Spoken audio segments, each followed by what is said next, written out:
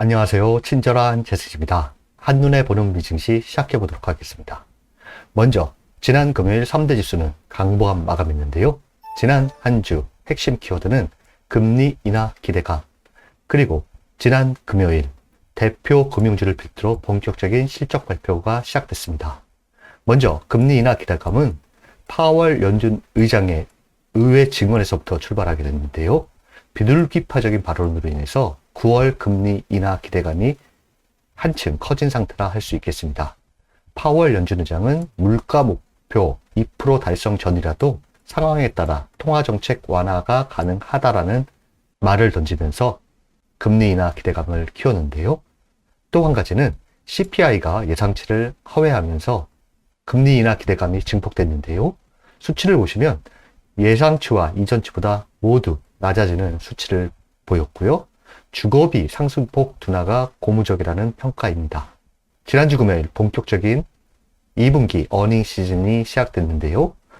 첫 단추를 낀 JP모건과 시티그룹은 2분기 실적은 양호했지만 일부분이 시장 기대에 못 미치면서 하락하는 모습을 보였습니다. 첫 단추는 아주 좋은 모습을 보이지 못한 상태라 할 수 있겠습니다. 주요 지표 추이를 보시면 제가 기준점을 두고 항상 설명을 드리는데요. 공포지수는 12.46, 15, 16 아래에 있고요. 10년물 국채 금리는 4.33 아래에 있습니다. 달러 인덱스는 105라인 아래에 위치를 하고 있고 WTI 원유는 84달러 아래에 위치를 하고 있으면서 기준점 아래에 위치한다는 것은 증시의 우호적이다. 이렇게 보시면 될 것으로 보입니다. 주요지표 주간 등락률을 보시면 3대 지수는 소폭이지만 주간 상승을 보였고요. 눈에 띄는 것은 중소형주로 포진된 러셀 2000 지수가 6.11%나 급등하는 모습을 보였습니다. 금리 인하 기대감으로 인해서 국채와 달러 인덱스는 주간 하락을 보였고요. 이와 연관이 있는 금, 비트코인은 상승하는 모습을 보였습니다. 지난 한 주 증시 상승의 촉매제를 일으킨 CPI에 대한 평가에 대해서 간단히 말씀드리겠습니다. 시트에서는 금리 인하 개시를 위한 막바지 단계에 도달한 것으로 보인다. JP 모건의 경우 연준의 첫 금리 인하 시점 전망을 11월에서 9월로 앞당긴다. BNP 파리바에서는 인플레이션 진전 이외에도 노동시장에 보다 강력한 둔화가 필요해 보임. 즉, 고용시장 둔화에 앞으로 관심을 가져라. 이런 의미로 해석됩니다. 우리나라 증권사 평가는 하나투자증권의 경우에는 9월 인하 가능성이 더 높아졌고 하반기 두 차례 인하는 충분히 가능할 것으로 예상합니다. 하나증권의 경우에는 9월 첫 금리 인하를 단행할 것이라는 전망을 유지하고 물가 안정이 담보된다면 연준 위원들의 시선은 고용시장의 둔화 여부로 이동할 것이다. 역시 고용시장 둔화가 앞으로는 더 중요하다. 또 한 가지는 8월 잭슨홀 미팅이 있는데요. 여기에서 금리 인하 시그널을 제시할 가능성이 있다. 이와 같이 평가하고 있습니다. 참고하시면 될 것으로 보이고요. 패드 금리 모니터링 도구를 보시면 다가올 7월 30일과 31일 FOMC에서 금리 동결 가능성이 거의 확실시 되고 있고요. 연관 추이를 보자면 파월 연준 의장의 발언과 CPI로 인해서 지난주와 올해가 바뀌어진 모습이 있는데요. 첫 번째는 퍼센테이지를 보자면 9월 금리 인하 가능성을 90%나 보고 있는 상태고 지난주의 경우에는 9월과 12월 총 두 차례 50bp 인하를 시장에서 예상했다면 현재는 9월, 11월, 12월 총 세 차례 75bp 인하를 시장에서 기대하고 있는 상태입니다. 그 다음으로는 증권사 리포트 다시 보기를 갖고 왔는데요. 제가 6월 달에 금리 인하와 주식시장이라는 DS 투자증권 리포트를 소개해 드렸었는데요. 못 보신 분들을 위해서 다시 한번 설명드리겠습니다. 첫 금리 인하 시기까지 부담은 없다. 첫 금리 인하 시기까지는 시장을 긍정적으로 볼 필요가 있다. 금리 인하 기대에 따른 랠리로 차익 실현이 나올 수도 있지만 돌발적인 사건만 아니라면 시장이 크게 흔들릴 가능성은 낮다고 판단한다. 하지만 첫 금리 인하 시기에는 변동성이 커질 수 있다. 90년대 중반을 제외하면 대부분의 경우 금리 인하가 시작되면서 리스크가 확대됐다. 결론적으로 실제로 침체가 발생하지 않으면 좋겠지만 그렇다 해도 일단 금리 인하 사이클이 시작되기 직전까지는 수익이 가능한 구간이다. 미국 지표가 크게 악화되지만 않으면 이번에도 금리 인하 기대에 맞춰 상승할 것으로 본다. 일반적으로 금리 정점에서 인하 후에 조정을 보이는 차트인데요. 투자에 참고하면 상당히 좋을 것 같아서 다시 한번 소개해 드립니다.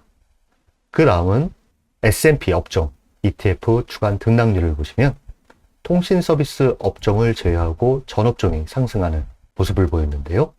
그동안의 주가 상승은 이 세 개 업종과 매그니피센트 7종목이 주도했다라고 하면 이번 한 주는 업종 순환이 나오면서 골고루 상승하는 모습을 보였다라는 점에서 증시에는 긍정적이라 할 수 있겠습니다. 특히 금리 인하 기대감이 확산되면서 부동산 업종의 상승이 눈에 띄고요. 빅테크보다 중소형주의 상승이 눈에 띄는데요. 이 부분에 대해서는 다양한 해석들이 있습니다. 이번 주 체크 포인트는 역시 실적 시즌을 맞이해서 주요 기업 실적 발표에 시장은 집중할 것으로 보이고요. 기술주로 눈에 띄는 것은 ASML이 7월 17일, TSMC가 7월 18일 실적 발표 예정입니다. 뒤에서 자세히 설명드리도록 하고요. 금리 인하 기대감을 촉발시켰던 파월 연준 의장의 연설이 7월 15일 날 있습니다. 경제지표로는 소매 판매가 시장에 영향을 줄 것으로 보이고요. 7월 17일 연준 베이지북도 있습니다. 연준 베이지북에 대해서는 요 밑에 내용을 보시면 자세히 알 수 있으실 거라 판단됩니다. 그 다음은 2분기 실적 발표 일정인데요. 현재 2분기 실적은 견고할 것으로 예상되는 가운데 기대치 충족 여부가 상당히 중요합니다. 기대치가 높아져 있기 때문에 이 부분에 대한 충족 여부가 개별 주가의 희비를 엇갈릴 것으로 보이는데요. 주요 기업 실적으로는 7월 15일 골드만삭스, 7월 16일 뱅크 오브 아메리카, 유나이티드 헬스, 7월 17일 존슨앤존슨, ASML, 7월 18일 TSMC, 넷플릭스가 있습니다. 특히 기술주에 대한 실적 발표에 민감할 것으로 보이는데 반도체 기업을 보유하고 계신 분들이라면 ASML과 TSMC의 실적 전망이 어떤지 체크가 필요해 보입니다. 이번 주 실적 발표 일정인데요. 보유하고 계신 종목이 있는지 한번 체크하면 좋을 것으로 보입니다. 그 다음은 증시 이모저모라는 것을 갖고 와봤습니다. 첫 번째, S&P 500 작년 말 이후 가장 과매수 상태, 칸토 피츠제럴드의 의견입니다. 기록적인 수준의 랠리를 보여준 증시가 위험에 처할 수 있다. S&P 500 지수의 14일 상대 강도 지수 RSI라는 것이 10일, 80일 이상으로 마감했다.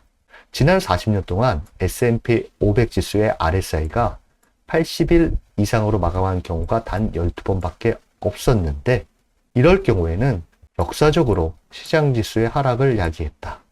이러한 과매수 상태에서 S&P 500 지수는 다음 15일 동안 평균 2.21%, 20일 후에는 평균 1.27% 하락했다. 하락폭은 아주 크지는 않은데요. 그래도 단기 조정이 왔다. 역사적으로 봤을 때 차트로 보여드리겠습니다.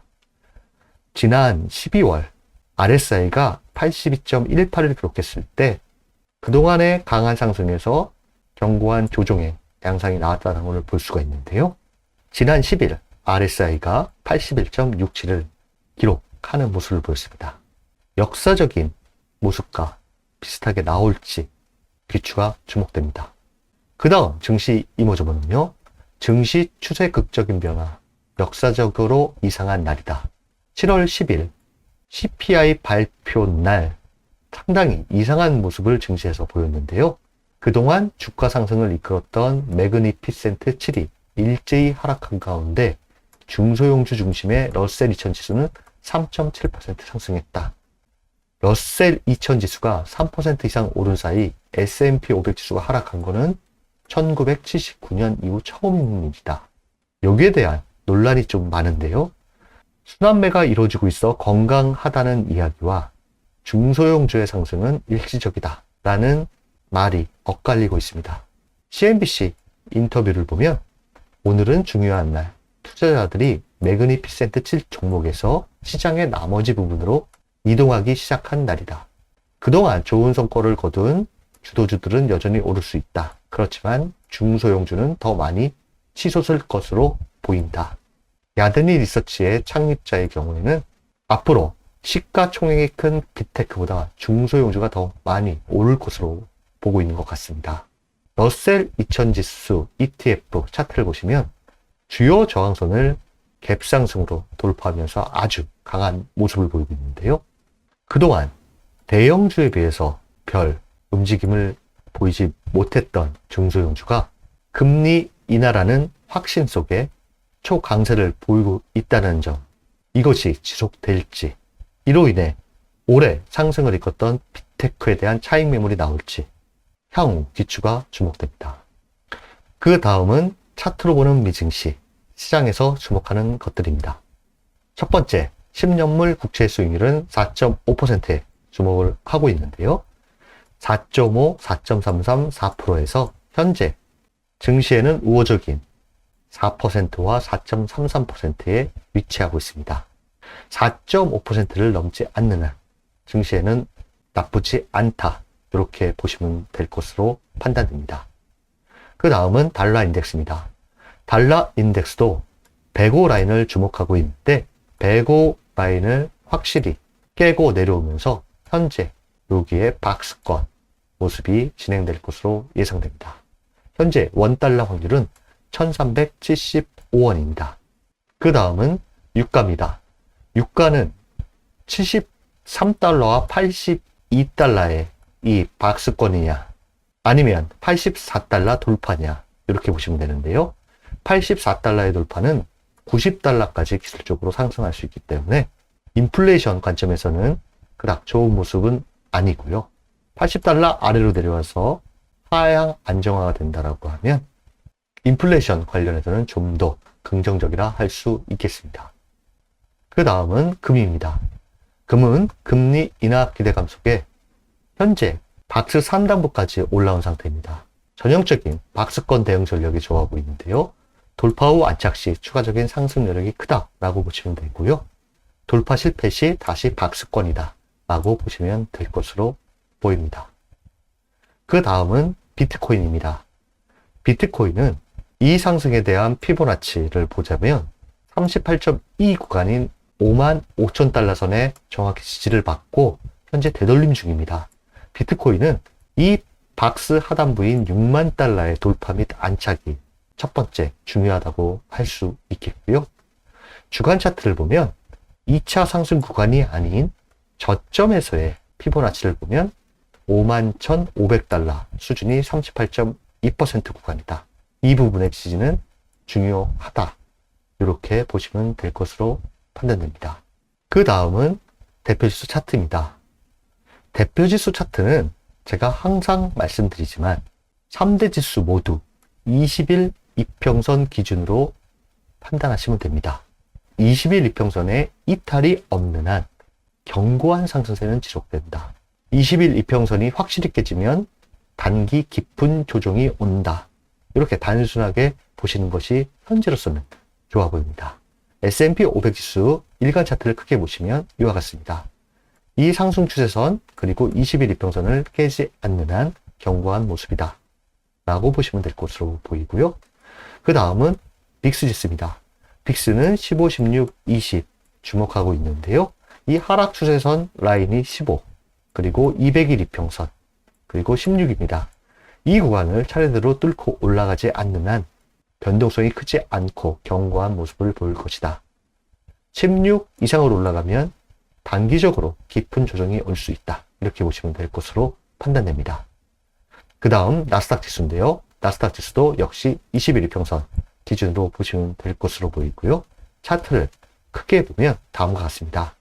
현 상승 추세와 21 이평선이 같이 맞물려 있습니다. 그 다음은 다우존스 지수입니다. 다우존스 지수는 전고점을 돌파하면서 4만 달러를 기록하고 있는데요. 4만 달러의 안착이 이루어진다라고 하면 기술적으로는 강한 상승세가 지속될 것으로 봐도 무방합니다. 차트를 크게 보시면 다음과 같습니다. 딱 걸쳐 있는데요. 여기 돌파 및 안착이 중요하다. 그 다음은 러셀 2000 지수입니다. 러셀 2000 ETF를 가져왔는데요. 돌파 갭이 나오고 또 그 다음날도 갭 상승을 하는 모습을 보였습니다. 이 중소형주의 강세가 언제까지 지속될지 체크가 필요해 보이고요. 그동안 많이 올랐던 매그니피센트 7과 같은 빅테크들에 대한 차익 실현이 나오는지 체크하시면 좋을 것으로 판단됩니다. 차트를 좀 더 크게 보면 다음과 같습니다. 이번 주부터는 본격적인 실적 시즌을 맞이하여서 실적과 전망에 따라서 개별 종목에 대한 변동성이 클 것으로 보입니다. 실적 시즌과 관련해서 우리가 체크해야 될 것은 대표 기업의 실적 발표 시 그 기업에 국한되는지 아니면 관련 기업까지 영향을 주는지 체크하면 좋은데요. 특히 호실적과 전망으로 인한 것에 더 크게 반응하는지, 실적 실망감에 따른 매도세가 전반적으로 퍼지는지, 이 부분의 체크가 상당히 중요합니다. 그 이유는 실적 시즌에는 한 방향으로 가려는 움직임과 투자 심리가 미증 시에는 자주 나타나기 때문입니다. 이번 한 주도 여러분들을 응원합니다. 감사합니다.